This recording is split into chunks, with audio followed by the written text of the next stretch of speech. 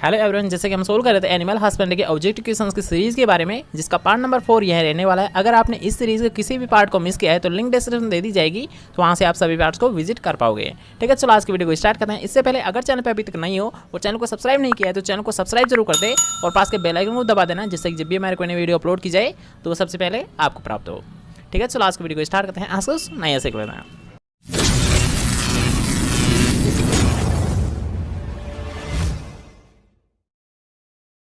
तो हमारा last video का लास्ट क्वेश्चन था कि दूध उतारने या हम मिल्क लेट डाउन जिसे बोला जाता है, दूध उतारने मिल्क लेट डाउन करने के लिए कौन सा हार्मोन उत्तरदायी होता है। इन दोनों को आप एक साथ याद रखिए कि अगर आपसे पूछा जाता है कि मिल्क लेट डाउन के लिए कौन सा हार्मोन उत्तरदायी होता है तो इसके लिए होता है ऑक्सीटोसिन हार्मोन। और अगर बात की जाए हम दुग्ध स्त्राव जिसे सिक्रीशन, अर्थात डायरेक्ट आप इंग्लिश वर्ड याद रखो कि अगर आपसे पूछा जाता है मिल्क लेट डाउन तो मिल्क लेट डाउन के लिए हार्मोन होता है ऑक्सीटोसिन। लेकिन अगर आपसे पूछा जाता है दुग्ध स्त्राव या मिल्क सिक्रीशन के लिए कौन सा हार्मोन उत्तरदायी होता है तो इस यार जो सिक्रेशन होता है तो इसके लिए उत्तरदायी होता है प्रोलैक्टिन। ठीक है, दोनों पॉइंट को आपको एक साथ याद रखना कि अगर आपसे पूछा जाता है मिल्क लेट डाउन तो ये किया जाता है ऑक्सीटोसिन के द्वारा और सिक्रेशन किया जाता है प्रोलैक्टिन के द्वारा। ठीक है, दोनों पॉइंट क्लियर हुए। इसके साथ साथ याद रखना कि जो ऑक्सीटोसिन हार्मोन है, ठीक है, इससे एक और मोस्ट इंपॉर्टेंट क्वेश्चन बनता है कि ऐसा कौन सा इंजेक्शन दिया जाता है जिससे पशु पाँव वसने लगता है। पाँव वसना याद रखना, इसी को बोला जाता है देसी भाषा में मिल्क लेट डाउन को पाँव वसना बोला जाता है। ठीक है, डायरेक्ट अगर आपसे ये क्वेश्चन पूछा जाता है कि कौन सा ऐसा इंजेक्शन है जिसके देने पर पशु पाँव वसने लगता है तो वो भी किसका इंजेक्शन दिया जाता है यार, ऑक्सीटोसिन हार्मोन का ही इंजेक्शन दिया जाता है। किसका दिया जाता है? ऑक्सीटोसिन हार्मोन का ही इंजेक्शन दिया जाता है। ठीक है, सभी पॉइंट क्लियर। और नेक्स्ट क्वेश्चन में बात कर लेते हैं कि दूध निकालने की सबसे अच्छी विधि कौन सी है, अर्थात यार का जो सबसे बेस्ट मेथड माना जाता है दूध निकालने का वो किसे माना जाता है यार का? पूर्ण हस्त विधि को। अब क्यों होता है यार का ये सबसे बेस्ट, इसका रीजन क्या होता है तो आपको पता होगा यार हाँ कि अगर मान लीजिए चुटकी विधि से निकालोगे तो उससे क्या होगा, थनों में प्रॉब्लम होगी, उसे पेन होगा। ठीक है, इसलिए यार हाँ अगर आप पूर्ण हस्त का इस्तेमाल करोगे तो इससे क्या होगा, थनों को पेन भी नहीं होगा और जो थनों में जैसे कि डिजीज होती है उनमें भी इससे सहायता मिलती है। इसलिए यार का सबसे वो बेस्ट मेथड किसे माना जाता है? पूर्ण हस्त मेथड को ही माना जाता है। ठीक है, नेक्स्ट क्वेश्चन बात कर लेते हैं। अब यार का यहाँ पर कुछ क्वेश्चंस आउट ब्रीडिंग और इन ब्रीडिंग जो टॉपिक था यार का ब्रीडिंग से संबंधित, तो उससे यहाँ पर क्वेश्चंस लिए गए हैं। तो सबसे पहले याद रखना इन ब्रीडिंग क्या होती है, तो अर्थात जितने भी यार का समान गुण वाले, अर्थात एक वंश के अगर जितने भी पशु है तो उनके मध्य में जो संकरण कराया जा रहा है। ठीक है, एक ही जाति मान लीजिए कि एक ही जाति के अगर उनके मध्य क्रॉस कराया जा रहा है उसे बोला जाता है इनब्रीडिंग। और अगर बात की जाएगा अनेक जो जाति है उनके मध्य अगर क्रॉस कराया जा रहा है उसे बोला जाता है आउटब्रीडिंग। अर्थात यार समान गुण वाले के मध्य अगर क्रॉस कराया जा रहा है उसे बोला जाता है इनब्रीडिंग और असमान गुण वाले पशुओं के मध्य क्रॉस कराया जाता है उसे बोला जाता है आउटब्रीडिंग। ठीक है, दोनों पॉइंट क्लियर है। अब हम क्वेश्चन को क्लियर कर लेते हैं। यहाँ पर आपसे पूछा गया है समान गुण वाले पशुओं को 4 से 6 वंशों तक यार 4 से 6 पीढ़ियों तक मिलाने को क्या बोला जाता है। जैसे कि हमने अभी बात की थी कि अगर बात की यार का समान गुण वाले पशुओं को तो समान गुण वाले पशुओं के मध्य अगर क्रॉस कराया जा रहा है उसे बोला जाता है इनब्रीडिंग। किस नाम से जाना जाता है? इनब्रीडिंग के नाम से जाना जाता है। लेकिन इसी के विपरीत जैसे कि आप नेक्स्ट क्वेश्चन देख सकते हो कि असमान गुण वाले शुद्ध नस्ल के पशुओं की एक नस्ल को मिलाना क्या बोला जाता है यार का? असमान गुण है तो ये क्या होगा, आउटब्रीडिंग होगी। ठीक है, इनब्रीडिंग में लिया जाता है समान गुण वाले पशुओं को और आउटब्रीडिंग में लिया जाता है असमान गुण वाले पशुओं को। नेक्स्ट क्वेश्चन है यार खां, सभी क्वेश्चंस को आपको थोड़ा सा ध्यान से समझना है क्योंकि यार खां यहाँ पर जितने भी क्वेश्चंस है सभी एक दूसरे से रिलेटेड क्वेश्चन है। ठीक है, नेक्स्ट क्वेश्चन बात करते हैं कि समान गुण वाले पशुओं को, ये तो हमने क्लियर कर ही लिया है। अब हम बात करते हैं यार खां पशुओं की विभिन्न नस्लों की। यार खां अगर बात की जाए विभिन्न नस्लों की तो इनको मिलाने को क्या बोला जाता है? ठीक है, अगर पशुओं की अनेक नस्लों को अगर आपस में मिलाया जा रहा है उसे बोला जाता है क्रॉस ब्रीडिंग। यार खां अगर बात की जाए विभिन्न नस्लों की तो उन्हें बोला जाता है क्रॉस ब्रीडिंग। ठीक है, नेक्स्ट से बात करते हैं कि दो नस्लों को एक के बाद एक क्रॉस कराने को। अब यार यहाँ पर केवल और केवल दो नस्लें ली गई है। कोई सी भी मान लीजिए दो नस्ल है तो उनके बाद में एक के बाद एक। ठीक है, मान लीजिए कोई सा भी नर है और कोई सी भी मादा है। ठीक है, तो इनके आपस में क्रॉस कराया जा रहा है, फिर जो प्राप्त हो रही उन्हें आपस में क्रॉस कराया जा रहा है, इसे क्या बोला जाता है? Crease cross. अर्थात यार दोनों के आपस में लगातार जो क्रॉस कराया जा रहा है इसलिए इसी किस नाम से जाना जाता है? क्रीज क्रॉसिंग के नाम से जाना जाता है। ठीक है, अगर बात की जाए पशुओं की विभिन्न नस्लों की तो इसे बोला जाता है क्रॉस ब्रीडिंग। और अगर बात की जाए यार दो नस्लों के लगातार क्रॉस कराए जा रहे हैं उसे बोला जाता है क्रीज क्रॉसिंग। ठीक है, नेक्स्ट क्वेश्चन की बात करते हैं तीन नस्लों को चक्र में अर्थात यार रोटेशनल मैनर में क्रॉस कराने को क्या बोला जाता है। यार यहाँ पर ली गई है तीन नस्लों को तो क्या बोला जाएगा? Triple crossing. किस नाम से जाना जाता है यार? Triple crossing. जैसे कि आप नेक्स्ट ऑप्शन देख सकते हो कि जो हमारा फर्स्ट ऑप्शन है, ठीक है, इसे बोला जाता है ट्रिपल क्रॉसिंग। अर्थात यार तीन नस्लों के एक के बाद एक क्रॉस कराए जा रहे हैं उसे बोला जाता है ट्रिपल क्रॉसिंग। ठीक है, नेक्स्ट क्वेश्चन बात करते हैं कि एक क्रॉस नस्ल को पिछले एक शुद्ध पूर्वज या कहाँ जो प्योर पेरेंट है उससे मिलाने को क्या बोला जाता है। इसे आप ऐसे समझिए कि मान लीजिए हमारा मेल है और मादा है, ठीक है। तो इन दोनों के आपस में जो क्रॉस करवाने पर जो संकर प्राप्त हो रहा है, ठीक है, जो भी नस्ल प्राप्त करिए उसे हाइब्रिड बोला जाता है, मान लीजिए, ठीक है। तो इस हाइब्रिड का जो प्योर पेरेंट है उससे क्रॉस कराने को क्या बोला जाता है यार रखना कि जो हाइब्रिड प्राप्त हो रहा है हमारा, तो इसे प्योर पेरेंट से क्रॉस कराने को बोला जाता है बैक क्रॉसिंग। आपने पढ़ा होगा पीबीजी में भी ये। तो उसी से रिलेटेड इसे मान लीजिए कि अगर बात की जाए रखा एक क्रॉसिंग जिससे प्राप्त हो रहा है हाइब्रिड, तो उससे क्या बोला जाता है, प्योर पेरेंट से अगर उसका क्रॉस कराया जा रहा है उसे बोला जाता है बैक क्रॉसिंग, ठीक है। नेक्स्ट क्वेश्चन बात करते हैं रफेज। अब यार खां यहाँ पर दो वर्ड यूज़ किए जाएंगे। रफेज, तो रफेज क्या होता है, सूखा चारा तो आप जानते होंगे ना। तो यार खां रफेज क्या है, सूखा चारा है, ठीक है। यानी दो पशु होते हैं, उनको एक तो ग्रीन है मैन्यूर दिया जाता है, एक दिया जाता है सूखा चारा, जिसे रफेज के नाम से जाना जाता है। तो अब यहाँ पर आपसे क्वेश्चन पूछा गया है कि रफेज में नमी की मात्रा कितनी होती है। तो आपको पता होगा कि जो चारा होता है उसमें नमी की मात्रा कम होती है, लगभग कितनी होती है, 10 से 15% के समथिंग। नेक्स्ट क्वेश्चन है, उससे पहले अगर आपको वीडियो पसंद आ रहा है तो आपको नई वीडियो को एक लाइक, और चैनल को अभी तक सब्सक्राइब नहीं किया है तो चैनल को सब्सक्राइब जरूर कर देना, और पास के बेल आइकन को दबा दे, जिससे जब भी हमारे कोई नई वीडियो अपलोड की जाए तो वो सबसे पहले आपको प्राप्त हो, ठीक है। नेक्स्ट से बात कर लेते हैं कि रफेज में क्रूड फाइबर अर्थात यार जो क्रूड रेसा होता है ये कितना होता है।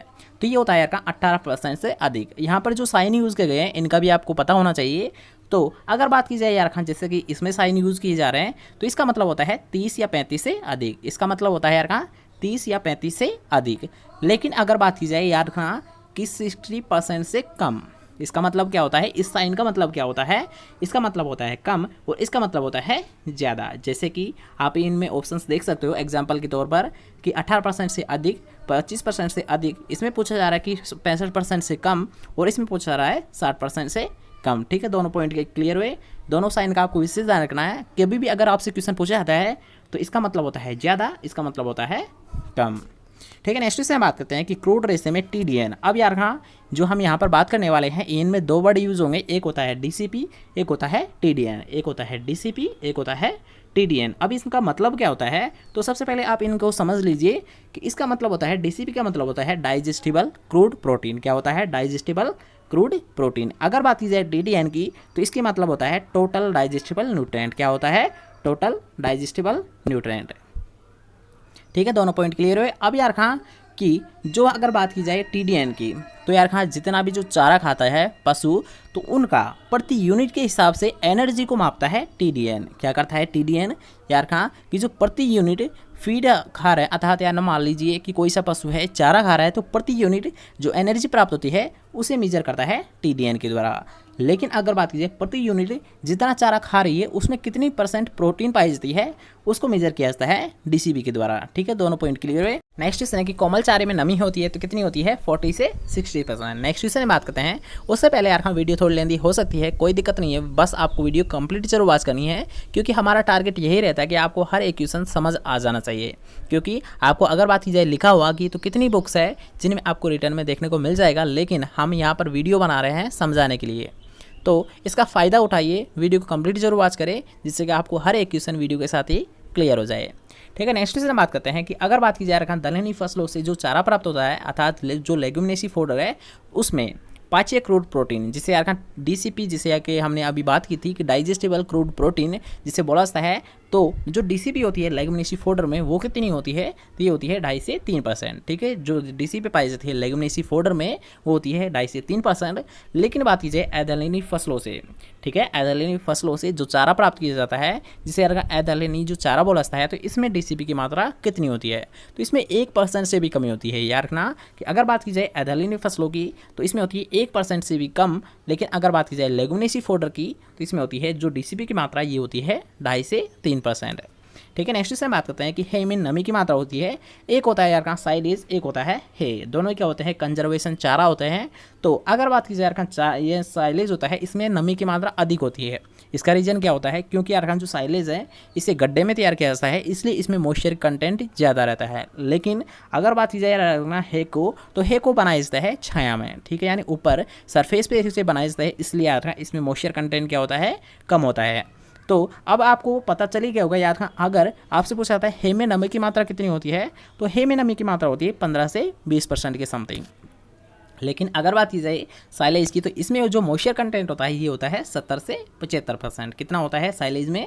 70 से 75% होता है। और अगर बात की जाए हेग की, तो हेग में होती है 15 से 20%।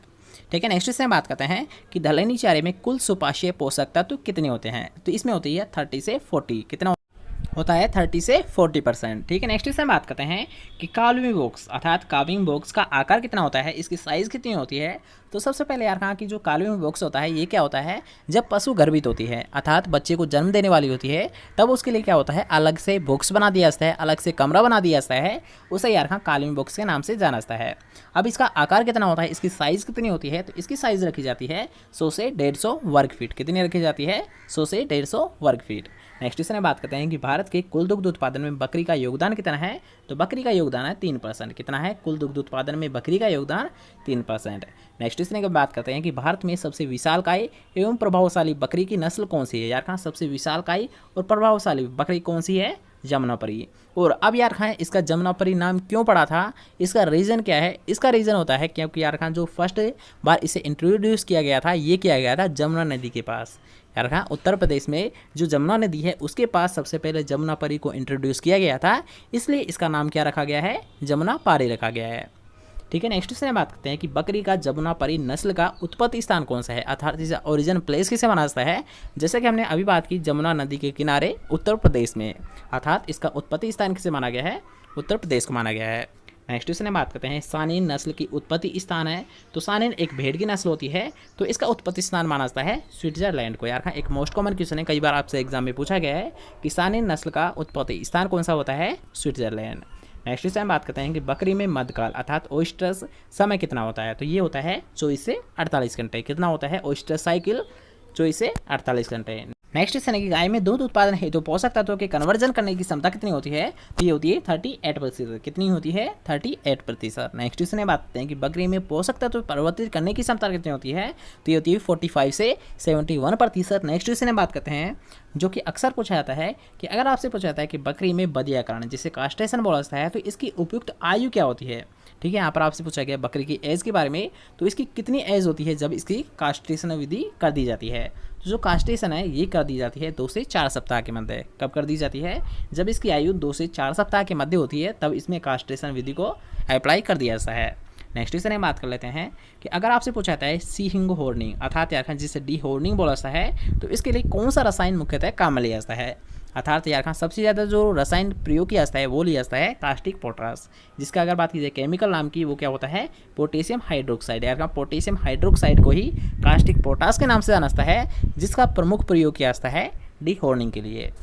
नेक्स्ट क्वेश्चन है कि सुअर में भोजन परिवर्तित अनुपात अर्थात यार खां जो फीड कन्वर्जन रेशियो होता है ये किस अनुपात में बढ़ता जाता है। तो ये बढ़ता है यार खां किलोग्राम प्रति फीड प्रति किलोग्राम जीवित बढ़ने के साथ साथ। यार खां कि प्रति किलोग्राम जो फीड है ये प्रति किलोग्राम वजन बढ़ेगा तो उसके साथ साथ बढ़ा दिया जाता है, और ये कितना रहता है? 3 किलोग्राम।